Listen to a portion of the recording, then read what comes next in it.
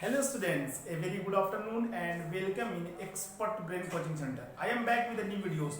Today we are going to discuss a very amazing concepts of moving charges and magnetism, that is Lorentz force. आज के lecture में हम लोग moving charges और magnetism के अंदर में पढ़ेंगे लॉरेंस फोर्स.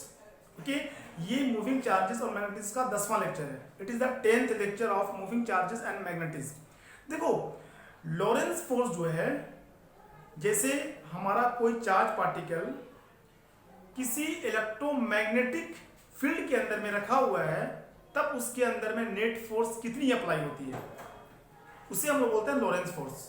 कहने का मतलब क्या है, लॉरेंस फोर्स के अंदर में हम लोग मैग्नेटिक फोर्स को भी पढ़ेंगे और इलेक्ट्रोस्टैटिक फोर्स को भी पढ़ेंगे. हम लोग देखेंगे जब कोई एक चार्ज पार्टिकल को इलेक्ट्रोमैग्नेटिक फील्ड के अंदर में रखा जाता है तो उसके ऊपर में टोटल फोर्स कितनी लगती है.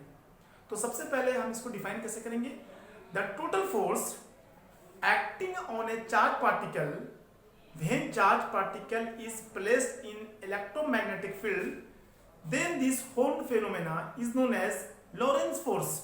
जो लॉरेंस फोर्स का हमारा फॉर्मूला होता है वो ये होता है.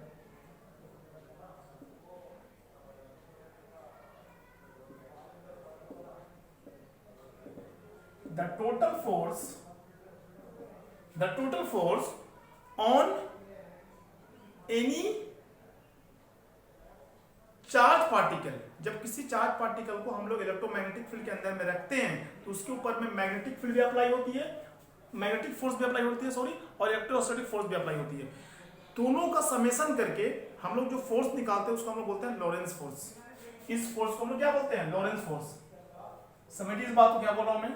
जब हमारा चार्ज पार्टिकल किसी इलेक्ट्रोमैग्नेटिक फील्ड के अंदर में रखा जाता है तो उसके ऊपर में magnetic force as well as electrostatic force दोनों अप्लाई होती है.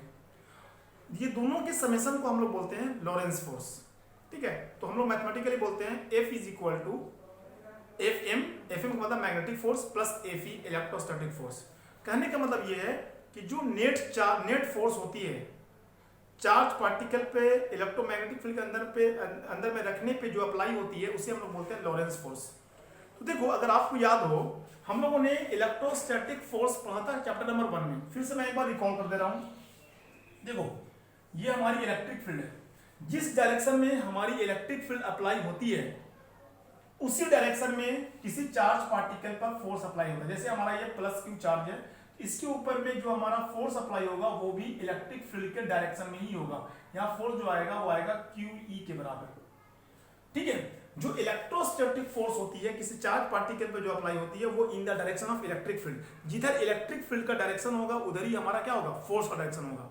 तो यहां से जो हमारी वैल्यू आती है इलेक्ट्रोस्टैटिक फोर्स की, Fe is equal to QE. ठीक है, ये हमारा फॉर्मूला हो गया इलेक्ट्रोस्टैटिक फोर्स का. ठीक है, क्या बोल रहा हूं मैं, इस बात को ध्यान रखिएगा. जिस डायरेक्शन में इलेक्ट्रिक फील्ड होती है उसी डायरेक्शन में हमारा चार्ज के ऊपर में फोर्स अप्लाई होता है. It is known as electrostatic force. अब देखो, हमारे पास में कोई मैग्नेटिक फील्ड है. ठीक है, क्रॉस का मतलब क्या होता है, क्रॉस का मतलब होता है इनवर्ट डायरेक्शन में. अगर मैग्नेटिक फील्ड हमारी इनवर्ट डायरेक्शन में है, ठीक है, मैं रिकॉल कर रहा हूं, ये सब चीज पढ़ चुका हूं मैं, ये हमारी मैग्नेटिक फील्ड है. अब देखो, इस मैग्नेटिक फील्ड के अंदर में हम किसी चार्ज पार्टिकल को रखते हैं. सपोज मैंने प्लस क्यू चार्ज को रख दिया. ठीक है, और प्लस क्यू चार्ज का जो हमारा मोशन है, जो चार्ज मूव कर रहा है वो इस डायरेक्शन मूव कर रहा है v वेलोसिटी के साथ. तो फर्स्ट ऑफ ऑल हम लोग डायरेक्शन फाइंड आउट करेंगे कि मैग्नेटिक फोर्स का डायरेक्शन किधर होगा. तो मैग्नेटिक फोर्स के डायरेक्शन को फाइंड आउट करने के लिए हम लोगों ने पढ़ा कि फ्लेमिंग लेफ्ट हैंड रूल पढ़ा और हम लोगों ने पढ़ा right hand palm rule. Right hand palm rule में क्या देखा कि जो हमारा ये फिंगर है, फिंगर शो करती है डायरेक्शन ऑफ मैग्नेटिक फील्ड. ठीक है, और जिस डायरेक्शन में चार्ज मूव कर रहा है उस डायरेक्शन में थंब को शो करो, चार्ज इधर मूव कर रहा है. और जो पाम है ऊपर के डायरेक्शन में है तो फोर्स ऊपर डायरेक्शन में लग रही है. Palm shows the direction of force, ये मैग्नेटिक फोर्स है. ठीक है, अब मैग्नेटिक फोर्स का जो हमारा फॉर्मूला होता है, आपको याद होगा फॉर्मूला क्या था, Fm is equal to Q V cross B. ठीक है, आप इस फॉर्म में भी लिख सकते हो या फिर आप जैसे हम लोगों ने पढ़ा था क्या, QV भी sin थीटा, वैसे भी लिख सकते हो. कहने का मतलब ये है इलेक्ट्रोस्टैटिक फोर्स जो अप्लाई होती है वो in the direction of electric field. ठीक है, अब ये हमारे जो फोर्स होती है वो होती है किसकी, मैग्नेटिक फील्ड की, मैग्नेटिक फोर्स की। अब ये दोनों का समेशन करके जो नेट फोर्स आएगा उसको हम लोग बोलते हैं लॉरेंस फोर्स, है ना। देखो इलेक्ट्रोस्टैटिक फोर्स और मैग्नेटिक फोर्स दोनों जुड़ गया, अब जो फोर्स अप्लाई होगा नेट करके उसे हम लोग बोलते हैं लॉरेंस फोर्स। समझ आ रही बात नहीं आ रही है? ये डायरेक्शन सेम होता है। एक बात और याद रहे आपको कि जो हमारी इलेक्ट्रोस्टैटिक फोर्स होती है, अगर चार्ज हमारा रेस्ट में है, चार्ज रेस्ट में हो या मोशन में हो, दोनों पे अप्लाई होती है। whether the charge is in rest or motion, electrostatic force are applied when charge is kept in electric field। जब इलेक्ट्रिक फील्ड के अंदर में चार्ज को रखा जाता है तब उसके ऊपर में फोर्स अप्लाई होती है, चाहे वो रेस्ट में चार्ज हो या फिर मोशन में हो। But in magnetic force the case is different. If the charge is in rest, अगर चार्ज रेस्ट में है तो उसके ऊपर में कोई भी मैग्नेटिक फोर्स अप्लाई नहीं होती है। मैग्नेटिक फोर्स तभी अप्लाई होती है when charge is in motion. जब हमारा चार्ज मोशन में होता है तब हमारी मैग्नेटिक फोर्स अप्लाई होती है। ठीक है, अब इसी कंसेप्ट के साथ हम लोग अपनी पढ़ाई को आगे बढ़ाएंगे। पढ़ेंगे क्या? पढ़ेंगे ये कि जब चार्ज पार्टिकल पे, जब वो इलेक्ट्रोमैग्नेटिक फील्ड के अंदर में रखा हुआ है, तब उसके ऊपर में जब मैग्नेटिक फील्ड और इलेक्ट्रिक फील्ड मैग्नेटिक फोर्स और इलेक्ट्रोस्टैटिक फोर्स जब दोनों अप्लाई होती है तो उस चार्ज पार्टिकल का पाथ कैसा होगा, मोशन कैसा होगा। फिर से देखो, हम लोग जो पढ़ेंगे इसके बाद क्या पढ़ने वाले हैं कि जब कोई चार्ज पार्टिकल पे मैग्नेटिक फोर्स और इलेक्ट्रोस्टैटिक फोर्स दोनों अप्लाई होती है तब उसका पाथ कैसा होता है, मोशन कैसा होता है, वो देखेंगे। वैसे तो केस बहुत ज्यादा होते हैं, लेकिन मैं उतना ही केस लूंगा जितने में आपका काम चल जाए, सिलेबस कवर हो जाए, आपको क्वेश्चन बनाना इसका आ जाए। ठीक है, अब देखो हम लोग लेंगे केस 1, केस 1 केस 2 करके पढ़ेंगे। ठीक है, तो आपको समझ में आ गया होगा लॉरेंस फोर्स क्या है।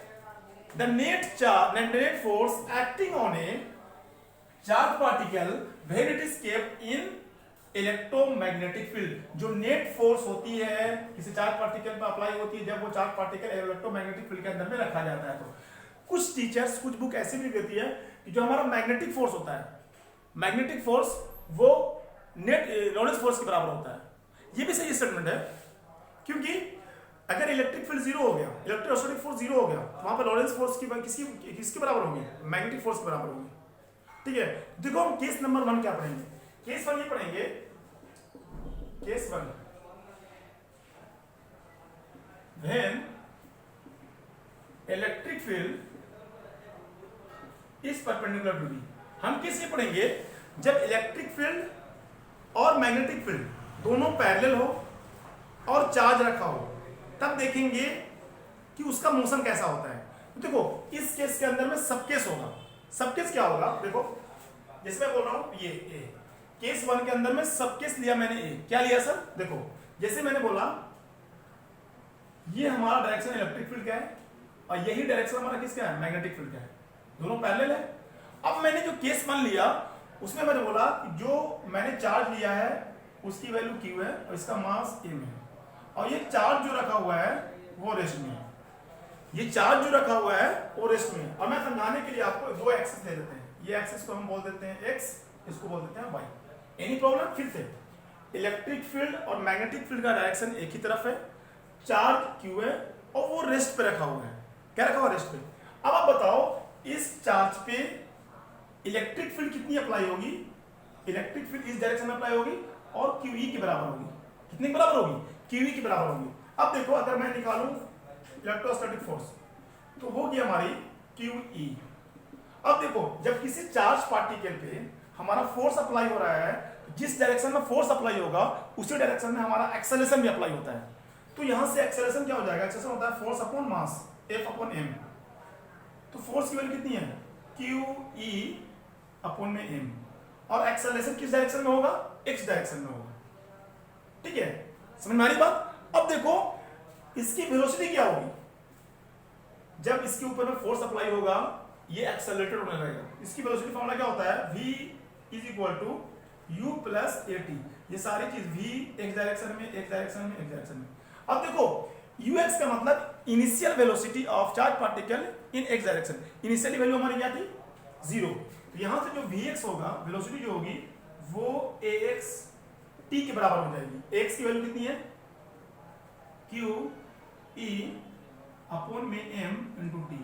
ये हमारी वैल्यू किसकी आ गई, ये हमारी वैल्यू आ गई वेलोसिटी की। क्लियर? ये इसका मतलब ये है कि समय के साथ वेलोसिटी इंक्रीज कर रही है, समय के साथ वेलोसिटी बढ़ रही है, ये मतलब इसका है। तो फिर से देखो, चार्ज पार्टिकल अगर रेस्ट में हो या मोशन में, इलेक्ट्रोस्टैटिक फोर्स तो लगती है, क्या लगी, F इक्वल टू QE। तो जब फोर्स अप्लाई होगा तो इसके ऊपर में एक्सेलरेशन अप्लाई होगा, एक्शन होगा F/m। ठीक है, यहां से हम लोगों को क्या मिल गया, इलेक्ट्रोस्टैटिक फोर्स ही मिल गया, हम लोगों को वेलोसिटी मिल गई। अगर मैं इसमें मैग्नेटिक फोर्स कैलकुलेट करूं, पहले देखो फॉर्मूला मैग्नेटिक फोर्स का, Fm is equal to Q VB sine theta. अब देखो साइन थीटा मतलब electric field, sorry magnetic field और चार्ज के बीच में एंगल क्या है, 0 है, ये वैल्यू क्या आ जाएगी, 0 आ जाएगी। ठीक है, मैग्नेटिक फोर्स क्या हो गई हमारी, 0 हो गई। तो इस केस में जो चार्ज का मोशन होगा वो सिर्फ स्ट्रेट लाइन में होगा, क्योंकि जो हमारी इलेक्ट्रोस्टैटिक फोर्स होती है वो इसको कैसे मूव कराती है, स्ट्रेट लाइन में, अपने डायरेक्शन में मूव कराती है। और मैग्नेटिक फोर्स क्या है, 0 है, इसकी वजह से तो कोई इफेक्ट आएगा नहीं। जो भी इफेक्ट यहाँ पे आएगा वो किसकी वजह से आएगा, इलेक्ट्रोस्टैटिक फोर्स की वजह से आएगा। क्लियर हो गई? अब देखो मैं ये बोलूं कि इसी, अब देखो जब मैं यहां से ही बता रहा हूं कि अगर मैंने फोर्स अप्लाई किया, इलेक्ट्रोस्टैटिक फोर्स अप्लाई हुई, इलेक्ट्रोस्टैटिक फोर्स को अप्लाई होने की वजह से इसके ऊपर एक्सेलरेशन जनरेट होगा, है ना। अब ये चार्ज किसमें, मोशन में आ जाएगा। जब चार्ज मोशन में भी आ जाएगा, आप खुद देखो अभी भी एंगल क्या बन रहा, 0 बन रहा, मैग्नेटिक फोर्स क्या होगी, 0 होगी। अगर हमारा पैरेलल टू मैग्नेटिक फील्ड है, हमारा मैग्नेटिक फोर्स 0 होता है। ठीक है ना। किसी बच्चे के दिमाग में ये कॉन्सेप्ट आता है कि सर कि जब इलेक्ट्रोस्टैटिक फोर्स अप्लाई हो रही है, जब ये चार्ज मोशन में आ रहा है, मैग्नेटिक फोर्स भी तो अप्लाई होगी, ऑफ कोर्स होगी, क्योंकि जब चार्ज मोशन में होता है तो मैग्नेटिक फोर्स अप्लाई होती है। एक कंडीशन है, अगर हमारा थीटा 0 है, मैग्नेटिक फोर्स 0 आता है। ठीक है,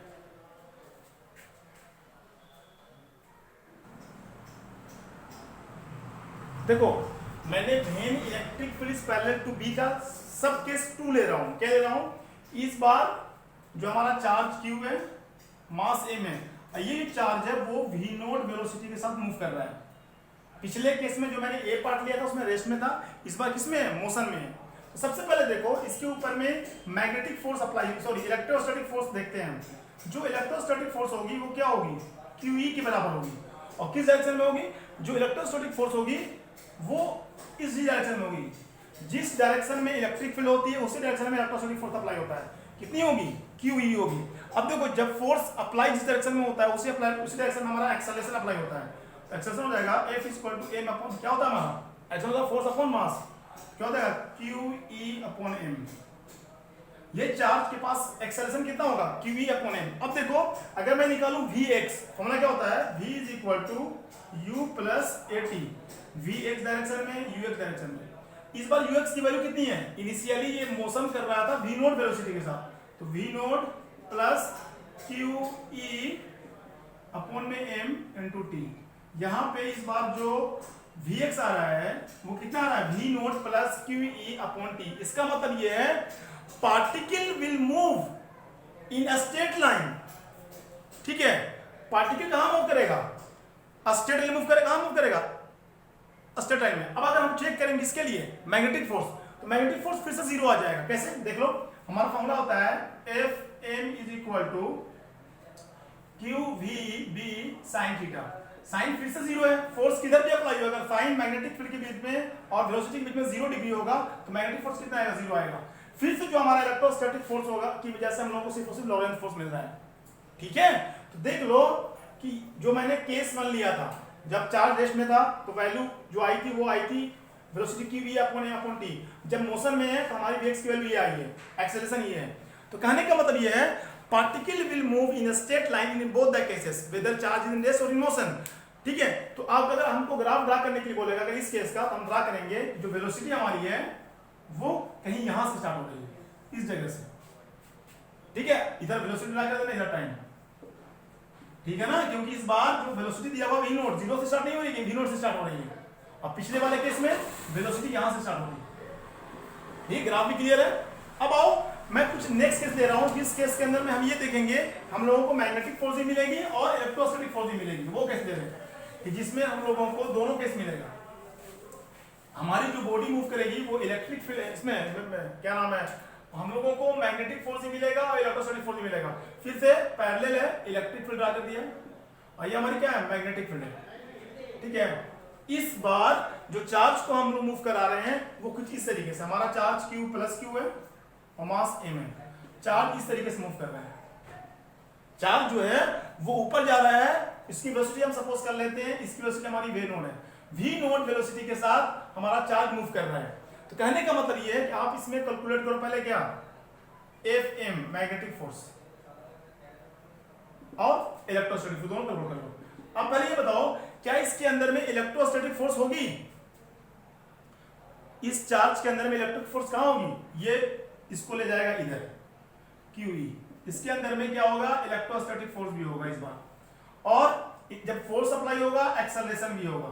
एक हमारा क्या होगा QE अपॉन में m। एनी प्रॉब्लम, जब इसके पास एक्सेलरेशन है उसके बाद फॉर्मूला लगा दो वो वाला, कौन सा, v is equal to u plus at, सारा किस डायरेक्शन में, x डायरेक्शन में। इलेक्ट्रोस्टैटिक फोर्स इसी डायरेक्शन में लगती है जिस डायरेक्शन में मैग्नेटिक फील्ड होती है। यहाँ पे मैं ये मान रहा हूँ कि चार्ज शुरू में क्या है, इनिशियली जो ux इसकी वैल्यू है, वेलोसिटी वैल्यू का हमारी 0 है, हम बोलते हैं कि इनिशियली ये वैल्यू 0 है, vx किसके बराबर होगी, at, एक वैल्यू कितना है, QE upon m into t, ये हमारी आ गई vx की वैल्यू।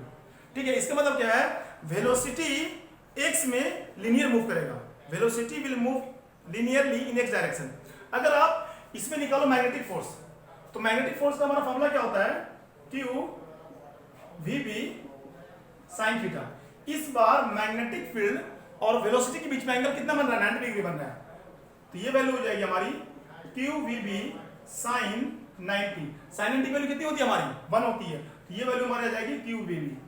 तो आपको क्लियरली ये दिख रहा है कि इस केस में when the charge is moving perpendicularly with velocity v naught, then you are getting two values। आप लोगों को इलेक्ट्रोस्टैटिक फोर्स ही मिल रहा है, दैट इज QE के बराबर है, हमारा मैग्नेटिक फोर्स ही मिल रहा है QVB के बराबर है। ठीक है, इस बार दोनों फोर्स अप्लाई हो रही है किसी चार्ज पार्टिकल पे। तो देखो अगर आपको याद हो, मैंने बताया था कि जो परपेंडिकुलर फोर्स होती है, जब वेलोसिटी और मैग्नेटिक फील्ड परपेंडिकुलर होती है, तो जो चार्ज पार्टिकल का मोशन होता है वो कैसा होता है, सर्कुलर होता है।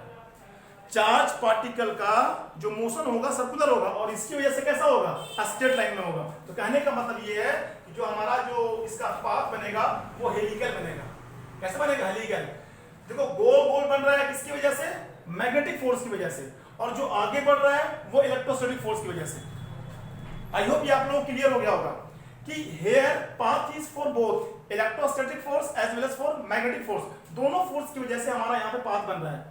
जो हमारा सर्कुलर बन रहा है वो मैग्नेटिक फोर्स की वजह से, मैंने बताया था जो परपेंडिकुलर फोर्स होती है वो चार्ज को सर्कुलर मोशन में घुमाती है, और इलेक्ट्रोस्टैटिक फोर्स स्ट्रेट लाइन में ले जाएगी। ठीक है, अब याद रखना जब वेलोसिटी और मैग्नेटिक फील्ड परपेंडिकुलर, तो हमेशा जो पाथ होगा वो कैसा होगा, सर्कुलर होगा। मैग्नेटिक फील्ड की वजह से हमारा पाथ सर्कुलर, इलेक्ट्रोस्टैटिक फोर्स की वजह से हमारा कैसा होगा, स्ट्रेट होगा।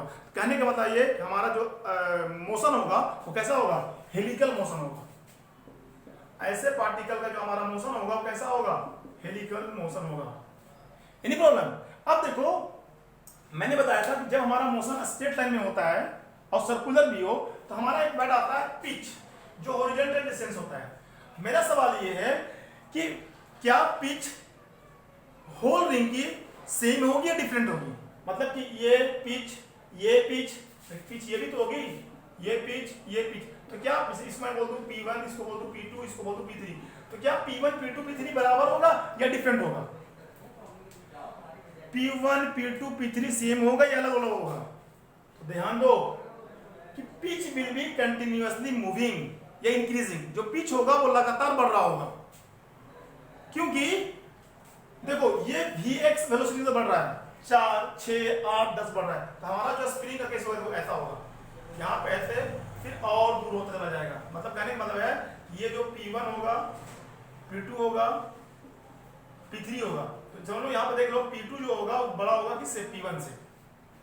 ठीक है, तो यहाँ पे देख लो जो हेलिकल स्प्रिंग केस आएगा उसमें ऑप्शन आपको देगा कि जो हमारा पिच होगा वो कांस्टेंट पिच होगा या वेरिएबल पिच होगा।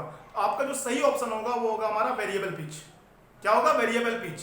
कांस्टेंट पिच का भी ऑप्शन आएगा, तो आपको डालना यहाँ पे जो हेलिकल मोशन हो रहा है बट वेरिएबल पिच सबकी अलग अलग है, सेम नहीं है, P1 P2 P3 बराबर नहीं होगा। रीजन, ये मूव कर रहा है हमारा डिफरेंट वेलोसिटी के साथ, वेलोसिटी इंक्रीज कर रही है।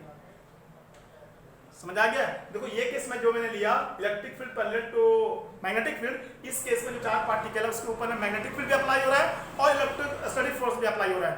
जिस फील्ड में मैग्नेटिक फोर्स और जिस चार्ज के ऊपर में मैग्नेटिक फोर्स और इलेक्ट्रोस्टैटिक फोर्स दोनों अप्लाई होता है, उस फोर्स को हम लोग बोलते हैं Lawrence force. Very important point, ठीक है। अब हम नेक्स्ट केस देखते हैं। नेक्स्ट केस में देखते हैं कि जब हमारा कोई चार्ज पार्टिकल किसी इंक्लाइंड एंगल के साथ मूव कर रहा है इलेक्ट्रिक फील्ड और मैग्नेटिक फील्ड के अंदर में, तब देखेंगे कि वहां पे मैग्नेटिक फोर्स कितनी होगी और इलेक्ट्रोस्टैटिक फोर्स कितनी होगी। फिर से वही केस ले रहा हूं मैं ये कि जो हमारा मैग्नेटिक फील्ड है और इलेक्ट्रिक फील्ड है दोनों सेम डायरेक्शन में मूव कर रहा है, एक दूसरे के पैरेलल है। ये मैं देखो जो मैं लिखवा रहा हूं, when electric field is parallel to B, मैंने पार्ट ए लिया, ए में चार्ज रेस्ट में था, दूसरा चार्ज मोशन में था, तीसरा परपेंडिकुलरली मूव कर रहा था, तब मैंने देखा कि मैग्नेटिक फोर्स ही मिल रही है, इलेक्ट्रोस्टैटिक फोर्स ही मिल रही है, ठीक है। अब देखो मैं ले रहा हूं केस डी, मतलब कि पहले पार्ट का सब पार्ट फोर्थ है। इस बार हम लोग ले रहे हैं क्या कि जो चार्ज है वो किसी एंगल के साथ मूव कर रहा है। जैसे देखो ये प्लस क्यू चार्ज है, इसका मास एम है, ये मूव कर रहा है एंगल थीटा के साथ। ये चार्ज जो हमारा मूव कर रहा है एंगल थीटा के साथ, इसकी वेलोसिटी मान लो कुछ, इसकी वेलोसिटी मान लेते हैं V naught. V naught velocity के साथ ये इंक्लाइंड एंगल पे मूव कर रहा है और इसका मास आप सपोज कर लो m। अब मेरा सवाल ये होता है कि इसके ऊपर में मैग्नेटिक फोर्स कितनी होगी और इलेक्ट्रोस्टैटिक फोर्स कितनी होगी। तो सबसे पहले मैं आपको दिखाता हूं इलेक्ट्रोस्टैटिक फोर्स। तो याद रखिएगा इलेक्ट्रोस्टैटिक फोर्स हमेशा मूव करती है किस डायरेक्शन में, अपर डायरेक्शन में ले जाती है। जिस डायरेक्शन में इलेक्ट्रिक फील्ड उसी डायरेक्शन में हमारी इलेक्ट्रोस्टैटिक फोर्स होती है। क्लियर है? तो जो हमारी इलेक्ट्रोस्टैटिक फोर्स होगी वो इस डायरेक्शन में होगी, इसकी वैल्यू हमारी होगी Fe = QE। जिस डायरेक्शन में इलेक्ट्रिक फील्ड उसी डायरेक्शन में हमारी क्या होगी, इलेक्ट्रोस्टैटिक फोर्स होगी। Any problem? आई होप कोई प्रॉब्लम नहीं होना चाहिए आप लोगों को। Fe = क्या आ गया हमारा, QE आ गया। जब फोर्स अप्लाई होता है, जिस डायरेक्शन में फोर्स अप्लाई होगा उसी डायरेक्शन में हमारा अप्लाई होता है एक्सेलरेशन। जो एक्सेलरेशन होगा हमारा Ax = force upon area, force upon मास, QE/m। Any problem? अब देखो कि जो हमारा इलेक्ट्रोस्टैटिक फोर्स है वो x डायरेक्शन में अप्लाई हो रहा है, तो हमारा एक्सेलरेशन भी किधर होगा, x डायरेक्शन में ही अप्लाई होगा। अब देखो यहां से आप लगाओ equation of motion, v = u + at, हर जगह पे लिखो vx ux x, ठीक है। अब देखो यहां पे इनिशियली ux कुछ होगा या नहीं होगा, तो सबसे पहले क्या करो आप इसका कंपोनेंट ब्रेक कर दो। इसका कंपोनेंट ब्रेक करोगे तो ये आएगा v0 cos थीटा, सॉरी हाँ cos थीटा, इसका आएगा हमारा v0 sin थीटा। हम लोगों ने कंपोनेंट ब्रेक कर दिया। यहां पे जो इनिशियल वेलोसिटी होगी वो होगी v0 cos थीटा और x की वैल्यू हमारी होगी QE/m × t। हमारी वेलोसिटी की वैल्यू ये आ रही है। क्लियर है ये? अब आओ अब मैग्नेटिक फोर्स पे। हमारा फॉर्मूला क्या होगा, Fm = QVB sin थीटा। अब देखो फिर से हम लोग एंगल कौन सा लेंगे, परपेंडिकुलर वाला लेंगे। ये वाला एंगल तो लेंगे अगर तो जीरो वैल्यू आएगी ना, क्योंकि जब मैग्नेटिक फील्ड और ये वेलोसिटी दोनों अगर पैरेलल होते हैं तो हमारी वैल्यू क्या आती है, जीरो आती है। मैं लूंगा परपेंडिकुलर वाला, तो यहां से वैल्यू आ जाएगी परपेंडिकुलर मतलब थीटा कितना होगा 90 डिग्री, तो ये वैल्यू हमारी आ जाएगी QVB के बराबर। मैग्नेटिक फोर्स हमारा आ गया QVB। इस बार हम लोगों को इलेक्ट्रोस्टैटिक फोर्स भी मिल रहा है और वो भी मिल रहा है। अब देखो यहां पे जो वेलोसिटी हमारी है वो किसके बराबर है, v0 sin थीटा की वैल्यू बराबर है। यहां से वैल्यू हमारी आ जाएगी QV0B sin थीटा, ठीक है। तो यहां से हम लोगों को मैग्नेटिक फोर्स भी मिल गया और इलेक्ट्रोस्टैटिक फोर्स भी मिल गया, दोनों मिल गया। अब सवाल ये होता है कि जो हमारा परपेंडिकुलर वाला वेलोसिटी होता है वो चार्ज पार्टिकल को सर्कुलर मोशन करवाता है, तो इसके द्वारा जो मोशन होगा हमारा वो होगा सर्कुलर मोशन होगा। मैंने बताया हूं कि जब चार्ज पार्टिकल होगा तो वो इनवर्ट की तरफ लगता है, वो उसको घुमाता रहता है, ठीक है, सर्कुलर मोशन करवाएगा।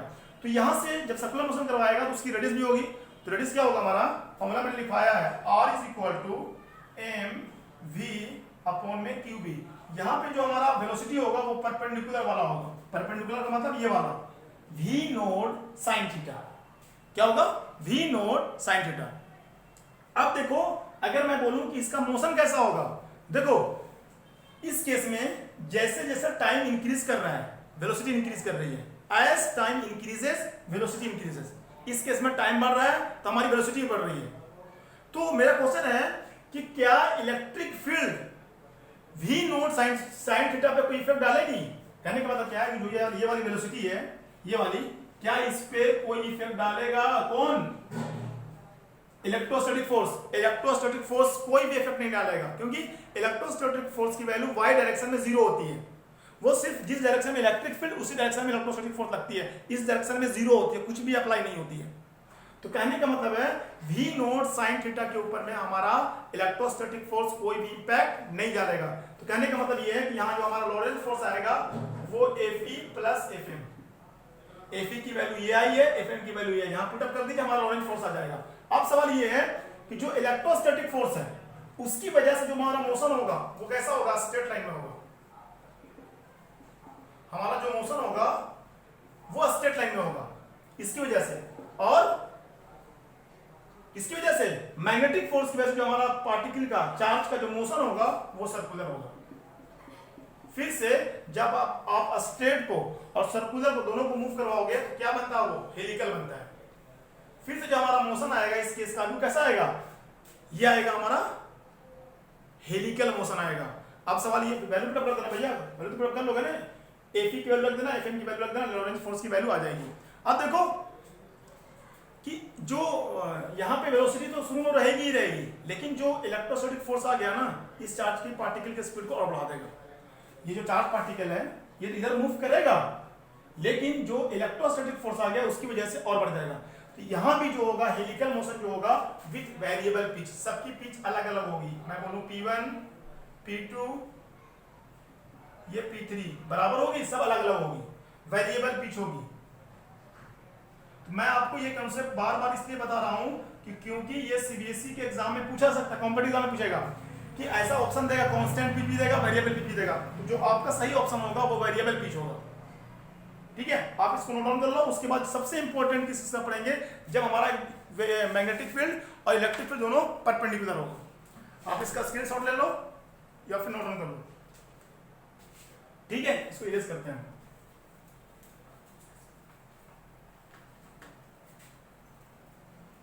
मजा आ रहा है ना? अमेजिंग कॉन्सेप्ट है ये। इलेक्ट्रिक फील्ड और मैग्नेटिक फील्ड दोनों अप्लाई हो रहा है, दोनों लग रहा है, तब उसके द्वारा जो फोर्स लग रही है किसी चार्ज पार्टिकल पे, उसका हमारा ये पाथ कैसा होगा, मोशन कैसा होगा वो देखेंगे। ठीक है, केस टू में ये लेते हैं कि when electric field is perpendicular to B, मैं यहां पे ले रहा हूं, when electric field is perpendicular to B, जब हमारा इलेक्ट्रिक फील्ड मैग्नेटिक फील्ड के परपेंडिकुलर हो। तो देखो इसमें क्या क्या केस हमें याद रखिएगा। यहां पे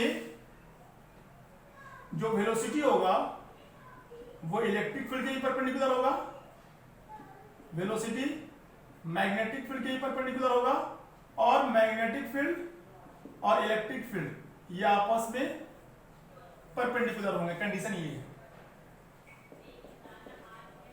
ठीक है। V perpendicular to E, V perpendicular to magnetic field और magnetic field perpendicular to electric field, ये कंडीशन अप्लाई होगी।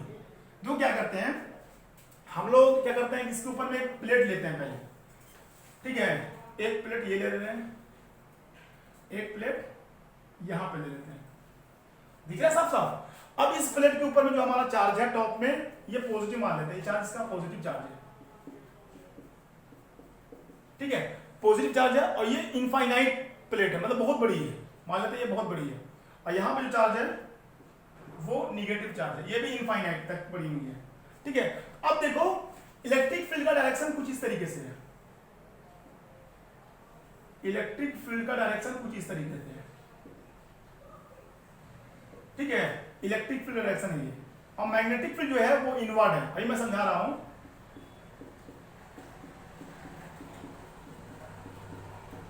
ये हमारा डायरेक्शन जो है वो मैग्नेटिक फील्ड का है। अब देखो इलेक्ट्रिक फील्ड ऊपर से नीचे आ रही है, अब मैग्नेटिक फील्ड अंदर जा रही है, ये दोनों के बीच एंगल कितना बन रहा है, 90 डिग्री। फिर से मैं समझाने के लिए एक और मार्कर लेते, देखो ये नीचे हमारा क्या आ रहा है, नीचे आ रहा है हमारा इलेक्ट्रिक फील्ड, और अंदर जा रहा है मैग्नेटिक फील्ड, दोनों के बीच का एंगल कितना हो रहा है, 90 डिग्री। हमने देखा एक कंडीशन सेटिस्फाइड हुई। अब जो मेरे को वेलोसिटी लेना है वो इलेक्ट्रिक फील्ड के भी परपेंडिकुलर होना चाहिए और मैग्नेटिक फील्ड के परपेंडिकुलर होना चाहिए। तब उसके लिए हम लोग क्या लेते हैं कि एक चार्ज लेते हैं हम लोग, मैं मानता हूं यहाँ पे कोई चार्ज है प्लस क्यू, वो इस डायरेक्शन में v वेलोसिटी के साथ मूव कर रहा है। अब देखो क्या ये जो चार्ज है v वेलोसिटी के साथ मूव कर रहा है, ये इलेक्ट्रिक फील्ड और मैग्नेटिक फील्ड दोनों के परपेंडिकुलर है या नहीं है। देखो समझने के लिए देखो, मैंने इलेक्ट्रिक फील्ड और मैग्नेटिक फील्ड को दिखा दिया, ये इलेक्ट्रिक फील्ड है, ये मैग्नेटिक फील्ड अंदर जा रही है, दोनों के बीच का एंगल कितना होगा 90 डिग्री। अब पहले बात करो वेलोसिटी और इलेक्ट्रिक फील्ड। देखो वेलोसिटी ऐसे और इलेक्ट्रिक फील्ड ऐसे, दोनों के बीच एंगल कितना 90 डिग्री बन रहा है, यानी कि वेलोसिटी और इलेक्ट्रिक फील्ड के बीच एंगल कितना 90 डिग्री है। अब देखो वेलोसिटी और मैग्नेटिक फील्ड अंदर, वेलोसिटी इधर, दोनों के बीच एंगल कितना बन रहा है 90 डिग्री। ये कंडीशन सेटिस्फाई हो रही है इसके अंदर, ऑफ कोर्स हो रही है।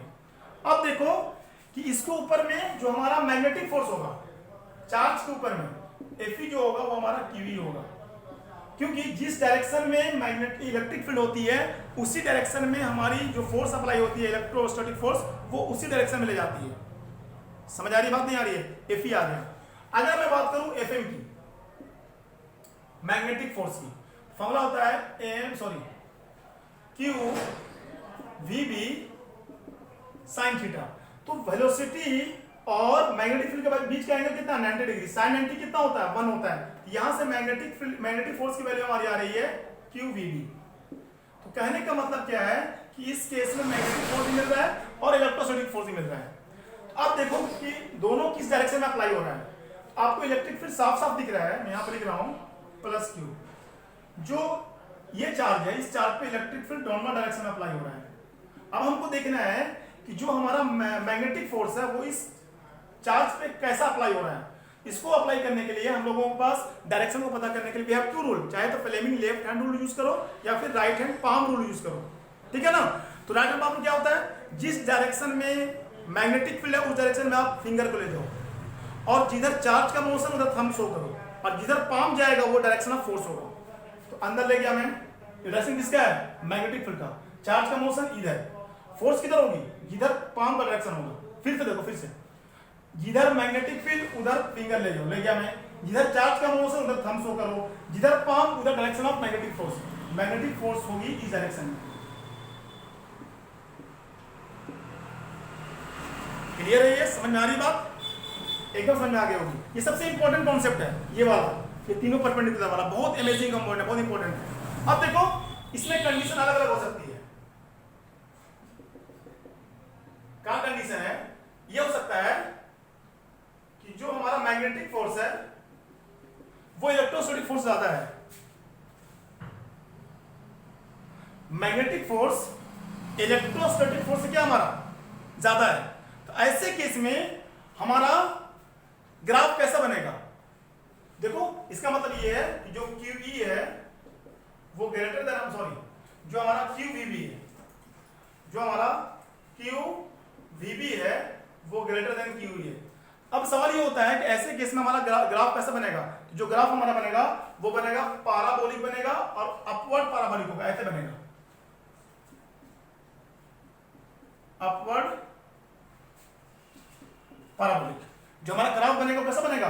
अपवर्ड पैराबोलिक, ठीक है। और वेलोसिटी कहां मूव कर रही है डायरेक्शन में, ये हमारा V नोड है, ठीक है। और अगर इलेक्ट्रिक फील्ड देख लो, अगर इलेक्ट्रोस्टैटिक फोर्स मैग्नेटिक फोर्स से बड़ा होगा, इलेक्ट्रोस्टैटिक फोर्स मैग्नेटिक फोर्स से बड़ा होगा, उस केस में जो हमारा डायरेक्शन होगा वो पैराबोलिक होगा पर डाउनवर्ड होगा। ये प्लस क्यू यहां पे, यहां प्लस क्यू, ये डाउनवर्ड डायरेक्शन में होगा। समझ आ रही बात नहीं आ रही है? अगर मैग्नेटिक फोर्स इलेक्ट्रोस्टैटिक फोर्स से ज्यादा होगी तो हमारा ग्राफ होगा अपवर्ड पैराबोलिक। अगर इलेक्ट्रोस्टैटिक फोर्स मैग्नेटिक फोर्स बनी है तो हमारी होगी क्या, कैसी होगी? डाउनवर्ड पैराबोलिक होगी। कैसा होगी? डाउनवर्ड। और किसी केस में अगर हमारा मैग्नेटिक फोर्स इलेक्ट्रोस्टैटिक फोर्स के बराबर आ जाए, जैसे मैं यहां पे लिखूं, मैं इसको मिटा रहा हूं। देखो अगर हमारा किसी केस में जो मैग्नेटिक फोर्स है वो इलेक्ट्रोस्टैटिक फोर्स के बराबर आ जाए, तो हमारे जो मैग्नेटिक फोर्स फॉर्मूला क्या होता है? QVB आया है, QVB, और ये कितना है? QV। ये Q से ये Q कट जाएगा। अब यहां से जो वेलोसिटी आएगी, मैं वेलोसिटी को मान रहा हूं V नोट, हर जगह मैंने V नोट माना है, तो ये V नोट हमारा आ जाएगा E/B। वेरी अमेजिंग कॉन्सेप्ट, ठीक है। इस केस में जब हमारा मैग्नेटिक फोर्स इलेक्ट्रोस्टैटिक फोर्स के बराबर आ जाएगा, उस केस में जो पाथ होगा वो होगा स्ट्रेट लाइन। कैसा पाथ होगा? Straight line. मैंने 3 केस दिया है। अगर मैग्नेटिक फोर्स इलेक्ट्रोस्टैटिक फोर्स से बड़ा हो, अपवर्ड पैराबोलिक। सेकंड केस, अगर इलेक्ट्रोस्टैटिक फोर्स मैग्नेटिक फोर्स से बना है तो डाउनवर्ड पैराबोलिक। थर्ड केस, अगर हमारा ये पहला केस है, ये दूसरा है, ये तीसरा है। अगर मैग्नेटिक फोर्स इलेक्ट्रोस्टैटिक फोर्स के बराबर आ जाएगी तो उस केस में जो हमारा ग्राफ होगा वो स्ट्रेट लाइन में होगा और V नोट की वैल्यू होगी V note = E/B। I hope ये आप लोगों को बिल्कुल क्लियर हो गया होगा। अब देखो इससे क्या फायदा होगा कि जैसे मान लिया प्लस Q है तो इसमें बहुत सारी रे होती है, अल्फा बीटा गामा, कितनी सारी रेज होती है, यहीं से प्राप्त होती है। कुछ रेज तो सीधे चली जाती है, यहाँ जाके जमा हो जाती है। मैं बोल रहा हूँ ये स्लिट है, यहाँ जाके जमा हो गई। और कुछ रेज क्या होती है कि जो ऊपर डायरेक्शन में जाती है, इस तरीके से जाती है, और कुछ क्या होती है डाउनवर्ड जाती है। ये केस, एक अपवर्ड पैराबोलिक, एक हमारा डाउनवर्ड पैराबोलिक। समझ आ रही बात? नहीं आ रही है? ये बहुत इंपॉर्टेंट कॉन्सेप्ट है, इसको स्क्रीनशॉट लो या फिर इसको नोट डाउन कर लो, बहुत इंपॉर्टेंट कॉन्सेप्ट है। ठीक है, आई होप आप लोगों को लॉरेंस फोर्स क्लियर हो गया होगा। लॉरेंस फोर्स में बस ये याद रखिएगा, अगर किसी चार्ज पार्टिकल को इलेक्ट्रोमैग्नेटिक फील्ड के अंदर रखा जाता है, उस केस में उसके ऊपर में मैग्नेटिक फोर्स और इलेक्ट्रोस्टैटिक फोर्स दोनों अप्लाई होती है। दोनों के नेट फोर्स को हम लोग बोलते हैं व्हाट? Lawrence force. ठीक है, आई होप क्लियर हो गया होगा। मैं मिलता हूं बहुत जल्द नेक्स्ट लेक्चर में। ठीक है, तब तक पढ़ाई करते रहिए। All the very best.